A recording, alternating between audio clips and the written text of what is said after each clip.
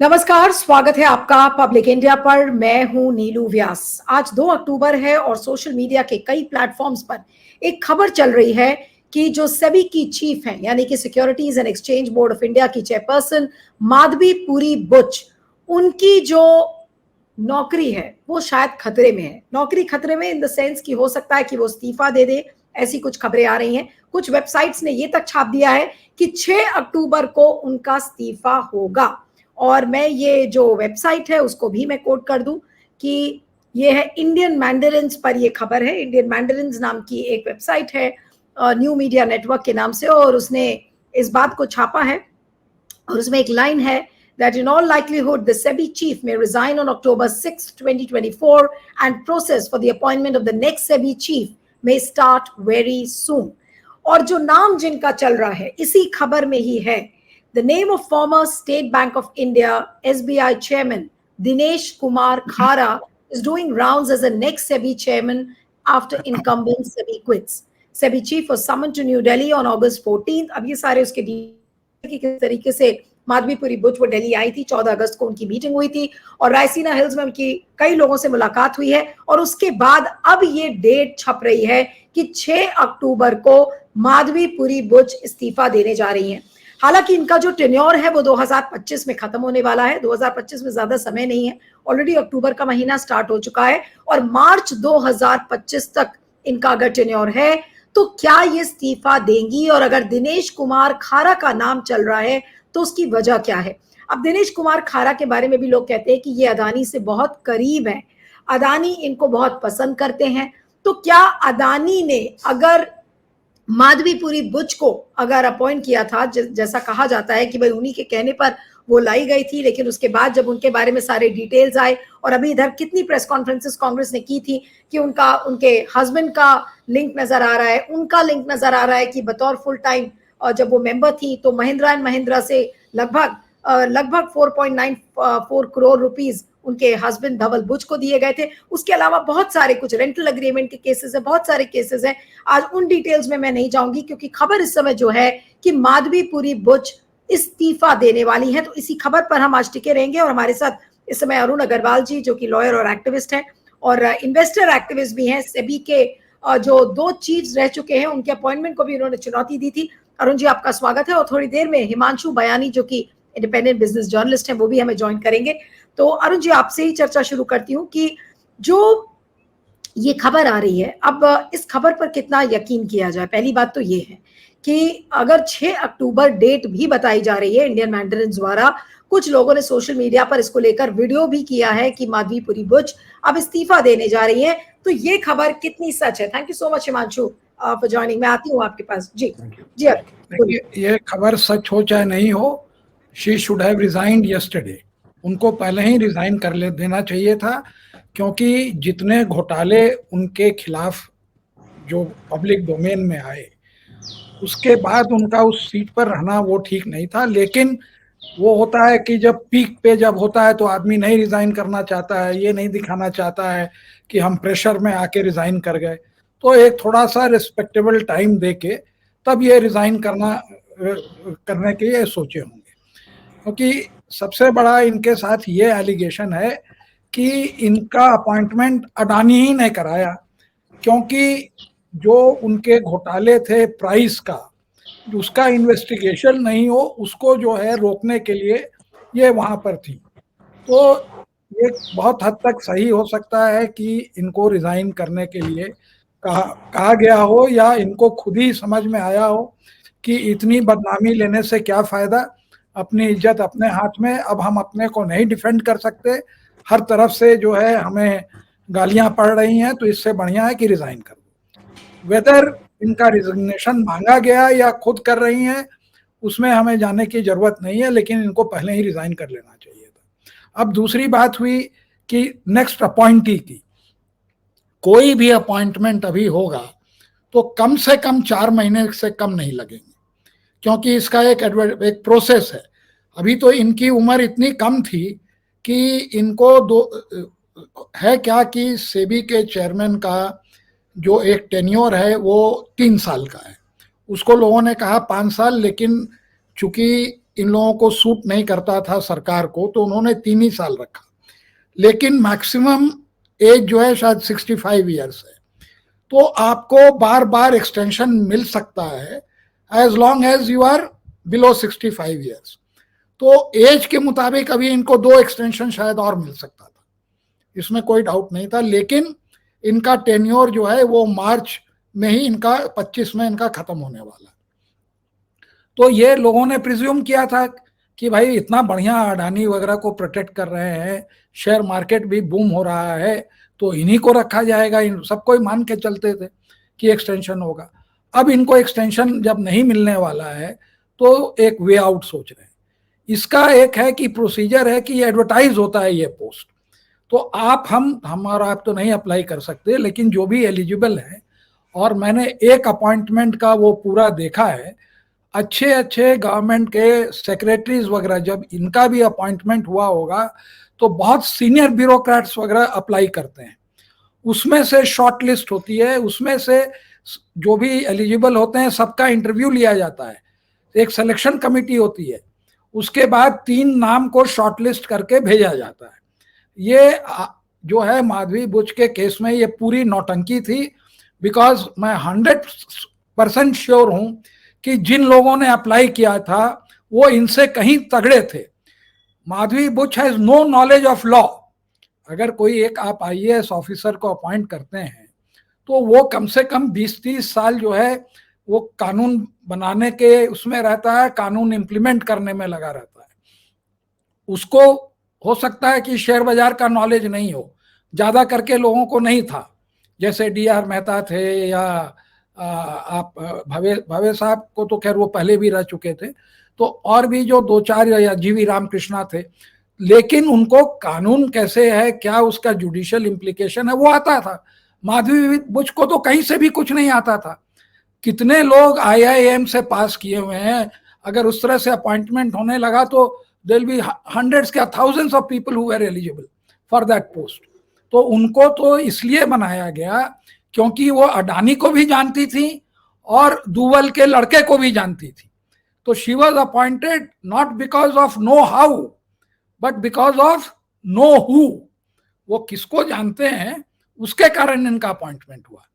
अब ये जो पूरे घपले में जो ये आ गई, तो अभी अगर ये छोड़ती है तो किसी को फाइनेंस मिनिस्ट्री से या एग्जिस्टिंग जो मेंबर होगा उसको कहा जाएगा कि आप चार्ज लीजिए, और उसके बाद ये पूरा प्रोसेस चालू होगा, और प्रोसेस चालू होने के बाद वो कोई अडानी का चमचा या सरकार का चमचा, जिसको आप जैसे बोलेंगे वैसे वो करेगा। तो उसमें आज के तारीख में ये खेरा साहब एकदम फिट बैठते हैं, क्योंकि जब वो स्टेट बैंक में थे तो he is one of the rare cases जिनको की एक्सटेंशन दिया गया।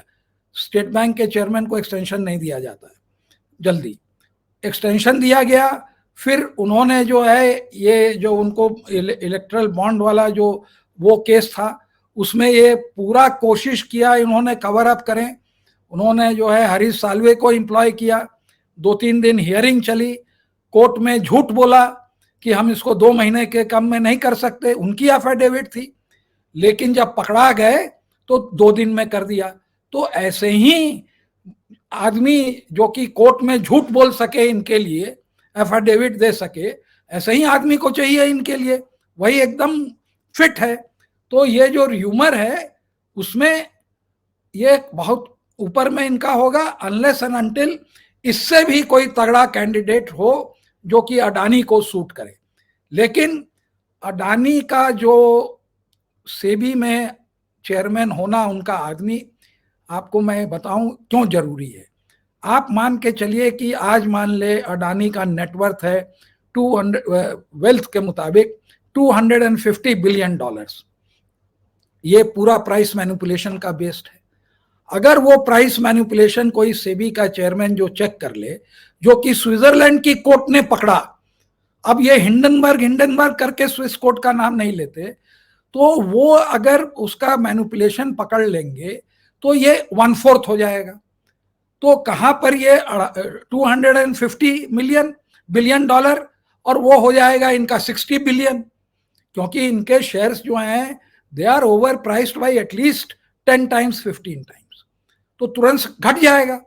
तो ये जो मेन इनका जो वेल्थ का सोर्स है, जिससे कि ये सब जगह ये भी पोर्ट ले लेंगे, उस देश में भी ले लेंगे, जिस देश में जा रहे हैं वहां पर इनकी बदनामी हो रही है। खाली एक इजराइल जो इनका पिट्ठू है उसको छोड़ के बांग्लादेश, श्रीलंका, ऑस्ट्रेलिया और अभी ये कीनिया, जहां जहां गए वहां पर ये हिंदुस्तानी अपना हथकंडा वहां चलाना चालू किया, वहां पकड़ा गए, वहां बदनामी हुई, ओवर प्राइसिंग करने को निकले। तो इनका वो चलने वाला नहीं है। लेकिन जो भी बनेगा वो अडानी का आदमी होगा। अगर इनसे अच्छा आदमी कोई मिल गया तो उसको बना देंगे, और हो सकता है कि इनका टेन्योर ज्यादा बचे नहीं, क्योंकि स्टेट बैंक में इनको एक्सटेंशन मिला था, तो इनकी उम्र जो है, लेकिन इनका क्या, ये तो कानून बदल देंगे, एक ऑर्डिनेंस लगाएंगे। और जैसे उन्होंने किया था वो इलेक्शन कमीशन, वो उनके थे, वो कौन, जिनको इन्होंने प्रिंसिपल सेक्रेटरी बनाया, कि जो हाँ सीवीसी या कोई पोस्ट थी, उससे आप दूसरा पोस्ट नहीं ले सकते थे, तो उनको बनाया। तो उसी तरह से इनके साथ भी ये करेंगे। लेकिन ये र्यूमर नहीं, ये सच हो सकती है, क्योंकि ये जो स्विस कोर्ट में जो एक्शन लगा है उसके बाद इनकी स्थिति बहुत खराब है, और लोग इनसे कोर्ट जाने की सोच रहे हैं। जी ठीक है, अब मैं हिमांशु के पास आती हूँ कि हिमांशु, आपके सूत्र क्या कह रहे हैं? आपकी तो बात हुई होगी, और बिजनेस के गलियारों में और कॉर्पोरेट वर्ल्ड में क्या चल रहा है? ये जो दिनेश कुमार खारा का नाम आ रहा है, और ये जो खबर आ रही है, India Mandarins, I am just repeating the name of the website, Indian Mandarins news media network, इन्होंने छापा है कि सेबी की चीफ माधवीपुरी बुच 6 अक्टूबर को अपना इस्तीफा देने जा रही हैं, और उनकी जगह पर आने वाले शख्स का नाम है दिनेश कुमार खारा, जो कि farmer state bank of India के चेयरपर्सन है। आप अपने पिछले पब्लिक इंडिया के दर्शकों को नमस्कार, संजय जी को नमस्कार, आपको नमस्कार। आप अपने पिछले डिबेट्स निकाल लीजिए, नाम मैंने दिया था आपको, दिनेश खारा का नाम मैंने बोला था आपके डिबेट्स पे, राइट? तो ये बात सही होने जा रही है, और अब मैं दावे के साथ कह सकता हूं, क्योंकि ये नाम कहां से आया था ये भी मैं बता दूं आपको। ये राइवल कॉर्पोरेट ग्रुप वाले, राइवल कॉर्पोरेट ग्रुप के पेरोल पे पत्रकार है, जो कि गुजरात से, जो कि राजकोट से है। वो हमेशा उसी ग्रुप की खबरें मीडिया सर्किट में फैलाता है कि उसकी खबरें छपे। Let's take the names because I saw that story. पलक शाह की आप बात कर रहे हैं, पलक शाह की रिपोर्ट मैंने देखी थी। नहीं, पलक शाह नहीं है ये बंदा जो है ये राजकोट का है एक जमाने का। Basically he has been a wheeler dealer. Let me be very honest with you. In the disguise of journalism, he had his own office which he had given on rent to that particular corporate company. तो I had very clearly said कि दिनेश खारा अगर आते हैं तो ये bargaining chip वहां से है, एसबीआई से, क्योंकि एसबीआई का पूरा हुजूम जिस तरीके से उस कॉर्पोरेट ग्रुप के बोर्ड में बैठा है, जो कि एक फाइनेंशियल प्लेटफॉर्म जो लिस्ट करवाया है, जो हो रहा है सब कुछ, तो यही चीज उधर होने जा रही है। हालांकि दिनेश खारा is a yes man of the present day people in power, तो बिल्कुल ये बात हो रही है। ये बात मतलब जो बात हमने रखी थी कि कॉर्पोरेट वॉर है और उसमें ये शायद बार्गेनिंग चिप है माधवीपुरी बूच, ये बात ये तय हो रही है कि ये कॉर्पोरेट वॉर है जो पॉलिटिकल अरीना में उतर चुका है, सत्ता में बैठे लोगों का यस मैन, और ये कॉर्पोरेट ग्रुप का जो वो खास बंदा है वो वहां पे बैठने जा रहा है। तो इस बार अभी ये अदानी का बंदा नहीं है, ये मैं आपको बता दूं।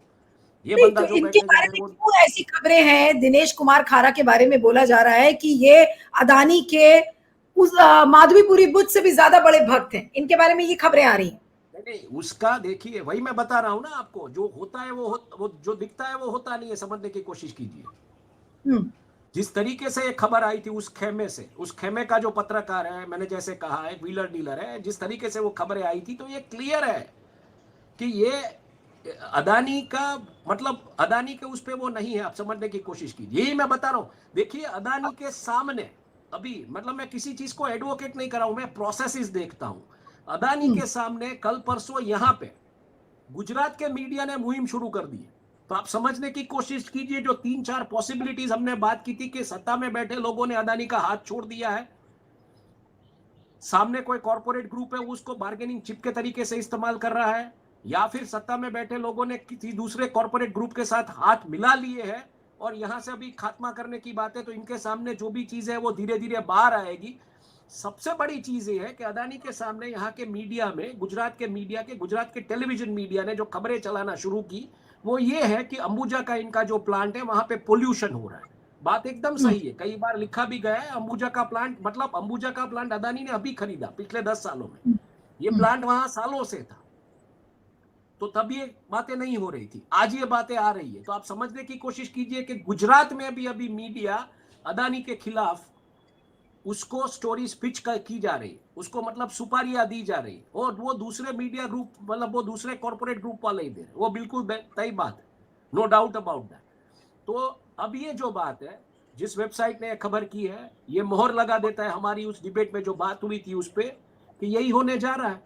तो वेट एंड वॉच कीजिए। लेकिन मैं संजय जी की बात से बिल्कुल सहमत हूं कि माधवीपुरी बूथ को डे वन से, अरुण जी सॉरी अरुण जी की बात से मैं बिल्कुल सहमत हूं कि माधवीपुरी बूथ को डे वन से, जिस दिन ये बात आई, हिंडनबर्ग का रिपोर्ट आया और तहकीकात की बात आई, उस दिन डे वन से वो जो अभी बोल रहे हैं ना पब्लिक डोमेन में ये डिस्क्लोजर दिया, वो सब डिस्क्लोजर लेके एफिडेविट चिपका के दे देने की जरूरत थी सुप्रीम कोर्ट को कि boss I am not the authority to be on this, because ये मेरा एफिडेविट, ये मेरा डिक्लेरेशन, ऐसा मेरा रिलेशन रहा है।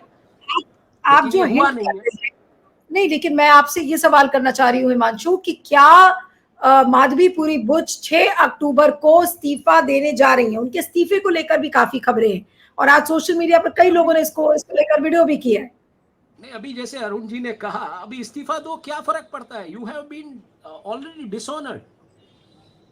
आपका मतलब अभी वो आप समझने की कोशिश कीजिए, अगर माधवीपुरी बूथ किसी पब्लिक फंक्शन में जाएगी तो उसकी वो डिग्निटी नहीं रहेगी, आप ये समझने की कोशिश कीजिए। आपने उसको, और दूसरी बात अरुण जी ने बहुत सही कही है कि ये आपने नॉन आईएएस कैडर से लिया था, मतलब आप वहां पे एक आज्ञाकारी समाज बनाना चाहते थे, और उस आज्ञाकारी समाज में मतलब आपने उसको एक करप्शन का डेन बनाने की कोशिश कर दी थी। आज्ञाकारी समाज, क्योंकि वो जो कल्चर था, टॉक्सिक कल्चर, जहां पे बोर्डरूम में फाइलें उठती थी और गालियां दी जाती थी, जहां से Chanda Kochhar and this Madhabi Puri Buch are of that school of toxic culture in banking I mean sector, वो कल्चर यहाँ पे आप लाए थे। गाली गलौज कीजिए, लोगों को अब्यूज कीजिए, तभी तो वो 500 लाख आए कहने की यहाँ पे कल्चर टॉक्सिक हो रहा है। तो बात यही थी ना कि आप मतलब बाद में जो भी करेंगे उसके सामने कोई सवाल या निशान नहीं होगा। जो जिस तरीके से सुभाष चंद्र गोयल आए, बोले कि 3 डिजिट में पैसा मांगा गया मुझसे, तो क्लियर बात थी कि उसको आप एक लुक्रेटिव, उसको मतलब एक मिल्किंग काउ बनाना चाहते थे सेबी को।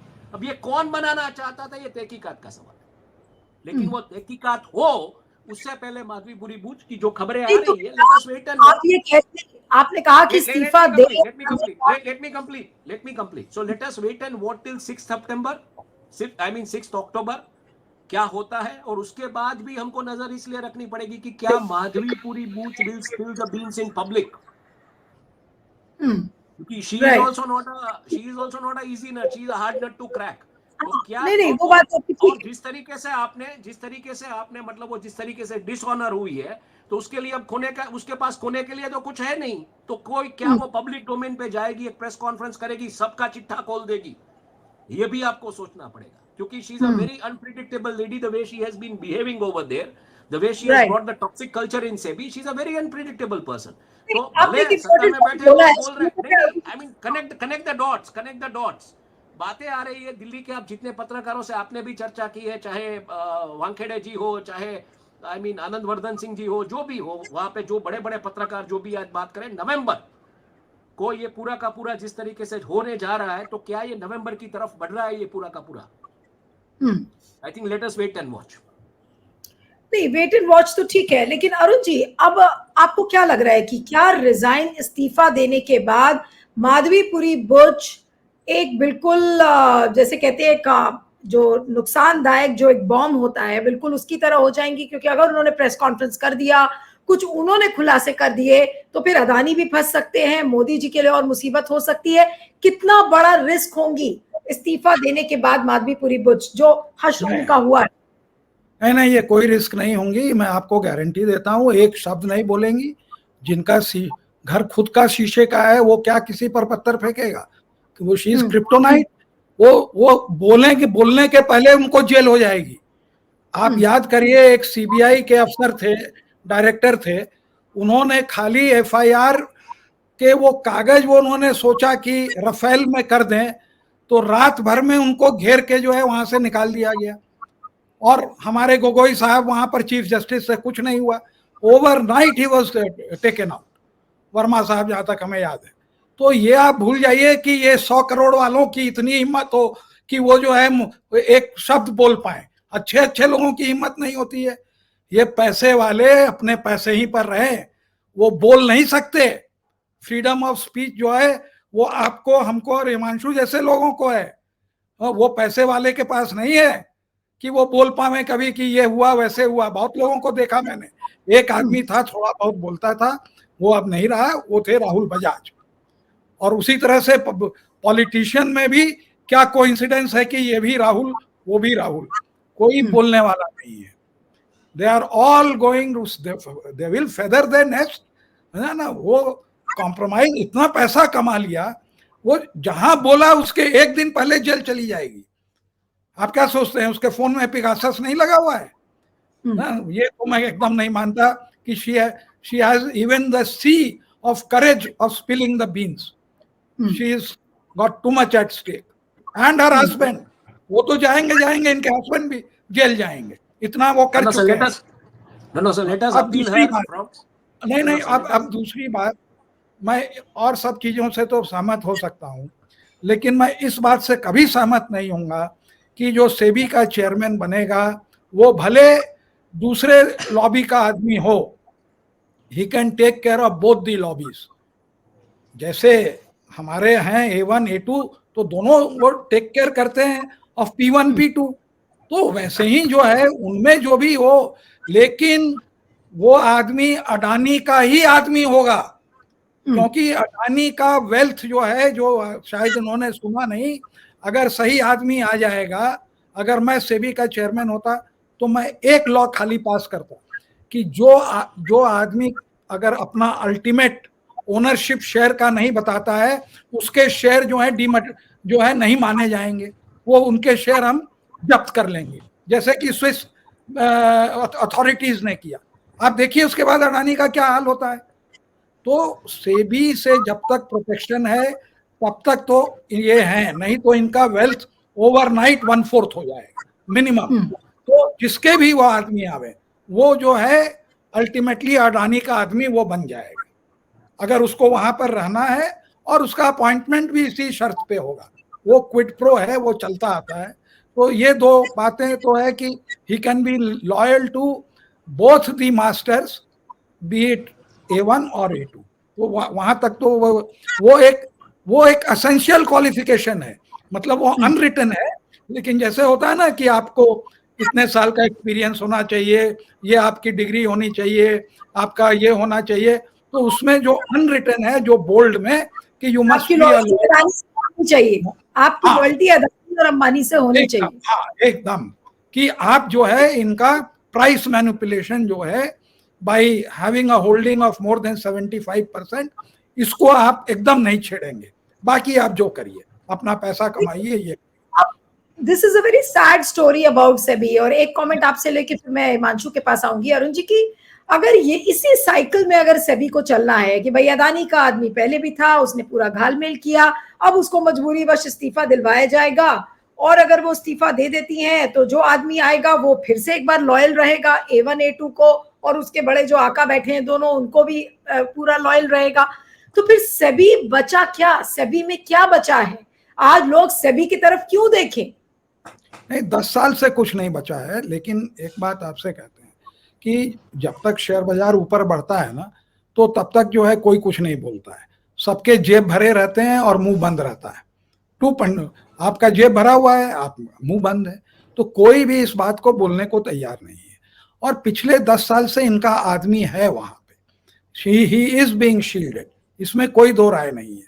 हमारा मजाक उड़ रहा है बाहर के मार्केटों में कि एक ऐसा अडानी है जिसको कि स्विस बैंक पकड़ लेती है और हिंदुस्तान में इनका जो है कुछ नहीं मिलता, और ये झूठ पर झूठ बोले जाते हैं।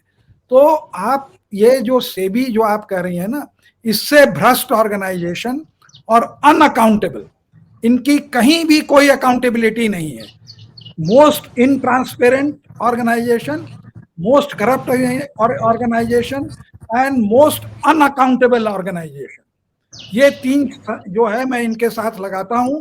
और अगर कोई डिबेट करना चाहे इस पर कभी भी सेपरेटली कि why they are not unaccountable, why they are corrupt and why they are this thing, तो वो कभी भी मैं डिबेट करने को तैयार हूं। इनको जब भी कुछ होगा तो लोग यही कहेंगे, क्या तो सुप्रीम कोर्ट के पास कोर कॉम्पिटेंसी नहीं है, जेपीसी में जब भी कुछ मामला होगा पूरा होगा और फिर इनको और पावर दे दिया जाएगा। यही हुआ है पिछले 3 जेपीसी में, they were given more and more powers और उसमें गलत आदमी आके उसका जो है पूरा गलत तरह से इस्तेमाल करता है। कुछ इनोसेंट लोगों को इधर उधर फाइन वाइन लगा के वो कर लेंगे। लेकिन इतने बड़े बड़े हादसे हुए हैं, एक कार्वी हुआ, एक सहारा हुआ, मैं आपको जो घपले बता रहा हूं हजारों करोड़ के हुए, इसमें किसी को कुछ नहीं हुआ। एवरीबडी वेंट स्कॉट फ्री, किसी को पैसे नहीं मिले। 25,000 करोड़ रुपए पड़े हुए हैं सहारा के, 150 करोड़ रुपए डिस्पर्स हुए। तो ये आप भूल जाइए कि ये जो है ये सबसे पावरफुल ऑर्गेनाइजेशन है, ये पैसे वालों लोगों का है, जहां पर रोज हजारों करोड़ बनते हैं रोज, वो ऐसा ऑर्गेनाइजेशन। जी हिमांशु जी। वापस दिनेश खारा के कॉन्वर्सेशन पर आऊंगी कि हिमांशु, दिनेश खारा के साथ क्या उनकी सबसे ज्यादा प्रोबेबिलिटी है सेबी चीफ बनने की, या फिर कुछ और भी फ्रंट रनर्स उनके लाइन में है उन्हीं की तरह? नहीं, so let us wait and watch, क्योंकि देखिए बहुत क्लियर बात है, हमने देखा है यहाँ पे पॉलिटिक्स में और सब जगह पे कि जो नाम फ्रंट में आता है वो होता नहीं है। लेकिन दिनेश खारा के नाम पे मैं इसलिए कॉन्फिडेंट हूँ कि ये नाम आया था उस जमाने में, हमने आपके डिबेट्स पे भी चर्चा की थी। और अरुण जी एक बात कह रहे हैं कि माधवीपुरी बुच मतलब कुछ करेंगे नहीं, तो let us invite her through our platform कि वो चाहे तो सोर्स बेस्ड इंफॉर्मेशन हमको दे सकती है, नीलू जी को, आपको, मुझे, क्योंकि आप सुप्रीम कोर्ट में फाइनेंशियल जर्नलिस्ट, नीलू जी जर्नलिस्ट है, तो हम कर लेंगे। सोर्स डिक्लेयर नहीं करेंगे हम, लेकिन हम बात कर लेंगे अगर वो चाहती है तो। So I think let us wait and watch किस दिशा में ये सब जा रहा है। लेकिन यस, दिनेश खारा इज द कॉन्टेस्टेंट, उसकी बात आ रही थी। और मुझे लगता है उसके अलावा दूसरे नाम, जब तक कि कोई लास्ट मिनट कोई चेंज होता है या कुछ ऐसी बात आती है, but this has been one of the bargaining chip और ये निगोशिएटिंग ट्रम्प रहा है, तो मुझे लगता है वो हो चुका है अभी। खारा की जो लॉयल्टी नहीं, जो दिनेश कुमार खारा की जो भक्ति लॉयल्टी अदानी से है, वो क्या माधवीपुरी बुच से ज्यादा है? नहीं, वो तो हमने देख लिया ना, कॉर्पोरेट आई मीन ये इलेक्टोरल बॉन्ड के मामले में हमने देख लिया ना कि सुप्रीम कोर्ट को भी उन्होंने मतलब जवाब नहीं दिया था जब तक सुप्रीम कोर्ट ने उनको सही तरीके से लताड़ा नहीं तब तक। तो ये बात तो तय हो चुकी है ना कि उसमें कोई मतलब संदेह नहीं, वो निसंदेह बात है। उनकी भक्ति के बारे में कोई शंका कोई कर ही नहीं सकता है। देखना यह है कि सेबी में जिस तरीके से पिछले दिनों में जो कुछ चेंजेस आए, तो मुझे लगता है वो दिया जब बुझने वाला है तो ज्यादा जलता है, तो वो चेंजेस जो आए जिस तरीके से एफएनडो को लेके दूसरे जो बात आई, तो ये क्लियर हो गया था उसी दिन के शायद माधवीपुरी बुच का टेन्योर अब खत्म हो रहा है और चलते चलते वो कुछ ऐसे नियम करने जा रही है। जाते जाते वो कौन सा ऐसा नियम करके जाएगी जो इन दोनों को डैमेज कर सकता है, ये जो ग्रुप्स है, कॉर्पोरेट ग्रुप्स या ओवरऑल कॉर्पोरेट ग्रुप या सत्ता में बैठे लोगों की जो मंशा है, वो ही हमें देखना पड़ेगा। और वो ऑर्डर मतलब उस तरीके से करके जाती है। अगर सरकार एक मिनट, वो रेगुलेटरी ऑर्डर कुछ इस तरीके से करके जाती है कि जहां पे सत्ता में बैठे लोगों ने जो उसको असाइनमेंट दिया था वो उसके खिलाफ है, या फिर वो उस तरीके से करके जाती है कि जहां पे कॉर्पोरेट्स को कंट्रोल किया जाएगा ज्यादा। तो let us wait and watch वो क्या करके जाती है। इन आज 2 तारीख है, तो हम देख लेते हैं कि अगले 4 दिनों में सेबी क्या करने वाली है। अगले 4 दिनों में अगर हम देखने जाए तो भी मतलब working days are what like 6 तारीख को अगर खत्म करिए उसकी टेन्योर संडे को, तो अभी आपके पास 2 ही वर्किंग डेज है, Thursday I mean Thursday and Friday and first Saturday, क्योंकि गवर्नमेंट ऑफिस फर्स्ट सैटरडे को काम करते हो। 72 घंटों में सेबी क्या डिसीजंस लेके आती है, क्या क्या होता है, let's keep I on that. और मुझे लगता है उसके बारे में भी हमको डिस्कशन करनी पड़ेगी। और कांग्रेस भी इसको इतनी आसानी से दिनेश खारा की अपॉइंटमेंट को होने नहीं देगा, वो भी चैलेंज करेगा इस अपॉइंटमेंट को, no doubt about that. Okay, final comment Arun ji आपसे लूंगी कि क्या आपको क्या चैलेंजेस लग रहे हैं? आप क्या ये प्रोबेबिलिटी नहीं हो सकती कि भाई माधवीपुरी बुच को उनका जो पूरा टेन्योर है उस टेन्योर को उनको पूरा करने के लिए अलाउ किया जाए, और इन द मीनवाइल ये जो अपॉइंटमेंट प्रोसेस है नए सेबी चीफ का वो इन प्रोसेस लेकर आया जाए? क्या ये भी एक प्रोबेबिलिटी हो सकती है? नहीं, ये पहले यही कंसेंसस था कि इनका जो है टेन्योर कंप्लीट हो, क्योंकि भाजपा किसी को निकालने में नहीं विश्वास करती है ना। आप मर्डर भी करिए तो आपको बेल वेल करा के वो प्रोटेक्ट करते हैं। ये उनकी फिलॉसफी है कि people who have been loyal to us, we should be loyal to them. तो उसमें ये लोग जो है कहीं वेवर नहीं करते। लेकिन इतना प्रेशर माधवी बुच के ऊपर ही खुद पड़ गया कि she may not be able to take the pressure and she wants to go out, कि भाई मेरे पास इतने पैसे हैं, मैं क्यों रोज गाली किसी की सुनूं। एक कोई भी जर्नलिस्ट, इनके सोचने का तरीका तो सोचिए ना, कि वो देखिए वो टुटपुंजिया जर्नलिस्ट भी हमको गाली दे दिया, उसमें हम भी इंक्लूडेड हैं, तो इससे क्या फायदा, मेरे तो करोड़ों रुपए हैं, मैं क्यों सुनने जाऊं। तो इनकी सोच दूसरे तरह की है। अब ये इंटरनल प्रेशर है या नहीं अरुण जी, ये इंटरनल प्रेशर है यहाँ, मतलब जर्नलिस्ट एक्टिविस्ट इनके प्रेशर की वजह से, या फिर जो प्रेशर स्विस क्रिमिनल रिकॉर्ड्स में इनका जो सारी खुलासे हो रहे हैं उसकी वजह से ये प्रेशर है? नहीं, वो भाई अब ये उसको उस पर बैठ नहीं सकती हैं, तो और भी बदनामी हो रही है। एंड वो उनका क्या है, वो जहां जाए वहां पर वो सेटल कर जाए, वो चली जाए कल दूसरी फ्लाइट लेके Singapore, she will have a big life over there और she will become a VIP, कि देखिए तो सेबी के चेयरमैन रह चुकी हैं और सारा वहां ऑफशोर आधा घपला तो सिंगापुर में होता है, तो she will be king of that. वो चाहे तो अमेरिका चली जाए, बरमूडा चली जाए, she doesn't have to live here, और रहती भी नहीं थी। तो उनका तो मैंने they are too big to consider कि यहाँ पर इनकी लॉयल्टी है। दूसरी बात से मैं नहीं सहमत हूँ कि ये जो है बोर्ड ड्रिवन है, तो माधवी बुच जो है कानून वानून में ज्यादा हेरफेर नहीं कर सकती हैं और किसी को दबा के कोई ऑर्डर भी नहीं लिखवा सकती हैं, क्योंकि ये खुद तो ऑर्डर एडजुडिकेटिंग अथॉरिटी तो है नहीं, कुछ बड़े बड़े केसेस में मेंबर होते हैं।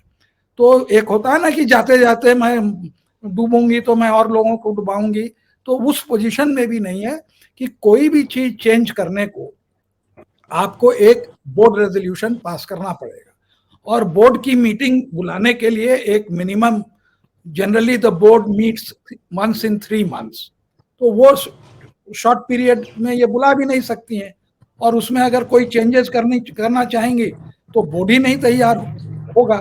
तो वहां तक तो ये जो है डैमेज वगैरह कुछ नहीं करके जा सकती हैं। शी इज बैडली चेकमेटेड, अपना पैसा लेके वो सेफली जहां जाना चाहे वो चली जाए। The world is open to her, Hong Kong जाए, सिंगापुर जाए, जहां भी जाना चाहे। कि इनके खिलाफ कार्रवाई नहीं होगी, सरकार इनको एक ग्रेसफुल एग्जिट दे देगी कि जाओ तुम देश छोड़ के जाओ। बिल्कुल एकदम फैसिलिटेट करेंगी। जब मल्ल्या को फैसिलिटेट किया, जब वो जेटली से मिलके उसी दिन बाहर निकले, तो ये तो रेगुलेटर रही हैं, she has obliged the government. Mallya ने क्या ऑब्लाइज किया था, तो वो आप देखिए उसको सेफ पैसेज मिलेगा। और टू बी ऑनेस्ट कि इतना भी कोई ऐसा गुनाह नहीं किया है कागज पे कि आप उनको ओवरनाइट जो है पकड़ लें, वो आप नहीं कर सकते। हाँ, जो विंडिक्टिवनेस है ईडी की, उस तरह से ये कुछ निकाल लें तो वो निकाल लें, वो तो किसी के खिलाफ भी निकाल सकते हैं। लेकिन रेजिग्नेशन की बात बहुत हद तक सही है। अगर मैं उनके जगह पे होता, इतने गलत काम किया होता, तो मैं जो है एक क्वाइट पीरियड से करके मैं रिजाइन करके निकल जाता। आई वुड नॉट, अगर मेरी अपनी डिग्निटी है, मैं क्यों, हर आदमी उनको जो मन में आता है बोल दे रहा है। नहीं, ये हम मानने को तैयार हैं, शील रिजाइन, वो कुछ नहीं बोलेंगी, है ना, वो कुछ किसी को डैमेज नहीं करेंगी, she will make a quite exit, और फिर से एक अडानी आदमी आके वहां पे बैठ जाए। This is what is going to. चलिए, जो मीडिया रिपोर्ट्स हैं और जिस तरीके की चर्चा इस समय सोशल मीडिया पर चल रही है, उससे एक बात तो साफ जो संकेत मिल रहे हैं, मैं अभी भी एक जिम्मेदार पत्रकार के नाते में यही बोलूंगी कि संकेत मिल रहे हैं कि माधवीपुरी बुच इस्तीफा देने जा रही हैं। उनकी जगह जो फ्रंट रनर है, और जो बात हिमांशु ने कही कि इसमें और भी लोग हो सकते हैं, लेकिन दिनेश कुमार खारा का नाम सबसे आगे चल रहा है। और उसकी शर्त जो अरुण जी ने बताई कि भाई वो तो एक प्री गिवन कंडीशन है, भाई आपको अपनी लॉयल्टी अदानी अंबानी से रखनी होगी, सत्ता से हाथ में हाथ आपको मिलाना ही पड़ेगा, और कुछ ज्यादा ही भक्ति दिखानी पड़ेगी, क्योंकि जो काले कारनामे माधवीपुरी बुच के सामने नजर आए हैं, तो उसके बाद जो भी व्यक्ति नया सेबी चीफ बनेगा तो उसको शायद होलियर देन दाव बनकर सारी चीजें प्रूव भी करनी पड़ेगी। तो देखना होगा। और ये जो डेट, मैं फिर से उस वेबसाइट का नाम रिपीट कर रही हूँ कि इंडियन मैंडरिन्स ने 6 अक्टूबर की डेट बताई है। 6 अक्टूबर को माधवीपुरी बुच का इस्तीफा होगा और दिनेश कुमार खारा का अपॉइंटमेंट प्रोसेस शुरू होगा। तो अब ऐसे में देखना होगा। पहली बात तो इंतजार करेंगे कि 6 अक्टूबर को वो इस्तीफा देती है या नहीं देती। इस्तीफा देने के बाद माधवीपुरी बुच क्या करती हैं, सरकार उनको किस तरीके से फैसिलिटेट करती है। अगर वो जो सारी पॉसिबिलिटीज हम लोगों ने डिस्कस की कि हो सकता है वो देश छोड़ के चली जाए, सरकार उनको फैसिलिटेट करे, लेकिन उनके खिलाफ सजा नहीं होगी। चाहे जितने भी गलत काम किए हों, लेकिन उनको सजा होने का कोई भी संकेत अभी फिलहाल तो मिलता हुआ नजर नहीं आ रहा है। लेकिन चलिए, सेबी के सारे जो फैसिलिटेट नहीं करेंगी, करेगी सरकार, फेलिसिटेट करेगी, फेलिसिटेट करेगी जी। I'll correct myself कि फैसिलिटेट नहीं, उनको फेलिसिटेट किया जाएगा कि वो जाए वापस सिंगापुर में ही जाए और जहां पर वो अपना उन्होंने महल बनाया था तो शायद वही रहेंगी। तो आप ये देख लीजिए कि कितने भी गलत आप काम इस देश में कर लीजिए, अगर सरकार और कॉर्पोरेट आपके साथ है तो आपका कोई भी बाल बाका नहीं कर सकता। और माधवीपुरी बुच उसका जीता जागता एग्जाम्पल है। हम भले ही हम अरुण जी और हिमांशु इसमें कितने ही कार्यक्रम कर करके एमबीपी खोल गलत चीजों को हम बताते रहे, लेकिन हमने लोगों को इन्फॉर्म करने का काम किया है। हमने लोगों को बताया कि क्या चीज सही है, क्या गलत है। क्योंकि सरकार जो नैतिकता और ईमानदारी का चोला पहनकर ये कहती है कि ना खाऊंगा ना खाने दूंगा, उसकी असली कहानी हम जैसे लोग आप तक पहुंचाते हैं। अरुण जी, हिमांशु, ऐसे कितने लोग हैं जिनको मैं चर्चा में बुलाती हूँ और रोज हम इस चीज की चर्चा करते हैं कि देखिए ये चीज गलत हो रही है। अब ये आपके विजडम के ऊपर है, आप उसको कैसे समझते हैं। तो हम ओपिनियन मेकर्स हैं और हमारा काम है कि आप तक सही चीजों को पहुंचाना और सही चीज आप तक पहुंचे। अब वो सही चीज नहीं लागू हो पा रही है, उसमें सरकार की खामी है, सरकार की गलती है और जो पूरा सिस्टम है उसकी गड़बड़ी है। तो देखेंगे कि 6 तारीख को इस्तीफा देती है नहीं देती, और इस पूरी खबर पर हमारी नजर होगी और पल पल पर पैनल डिस्कशंस, इंटरव्यूज कोशिश करूंगी कि आप तक जरूर लेकर आऊं। आपका बहुत बहुत शुक्रिया Arun ji. Himanshu, thank you so much for joining. Thank you.